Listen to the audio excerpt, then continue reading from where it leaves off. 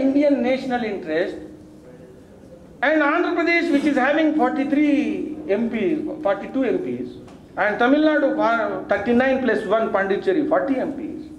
These kind of states, if they do not send representatives from the national parties, and if it happens for continuously for 15 years, 20 years, 30 years, the whole society is cut off from the Indian politics at the national level. A brilliant person, an honest person, a dynamic politician working in a regional party will not have an opportunity to represent Indian aspirations at the global level. To become a leader of the national party, it is not possible. You may become chief minister, but you will not be able to serve as a head of the national party and guide the national politics. And guiding the national politics is also responsibility of Andhra citizens, responsibility of Tamil Nadu citizens.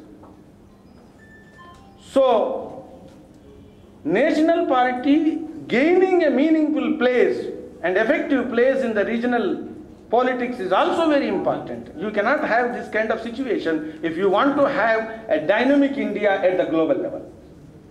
Now, finally, I would like to say, India is the nation of young people. And these young people, you do not have the situation at the global level. America is not the nation of young people. England is not the nation of young people.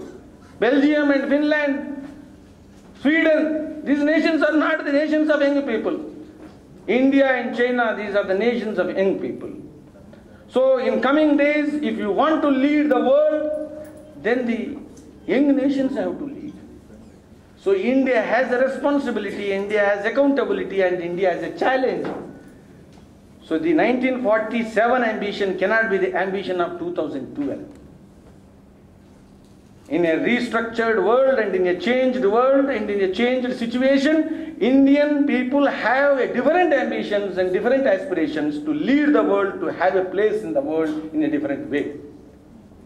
So my view, the educated Indians, in order to make this realistic and achievable, we must have to become little selfless, little more collective centered, not self-centered or not individualistic centered. Once again, I thank the organizers for giving me an opportunity to share my views, and I hope the IT professionals will work for the strengthening of the party in coming days and will also evolve strategies to disseminate the views and objectives and programs to the areas where the people are in need. Thank you.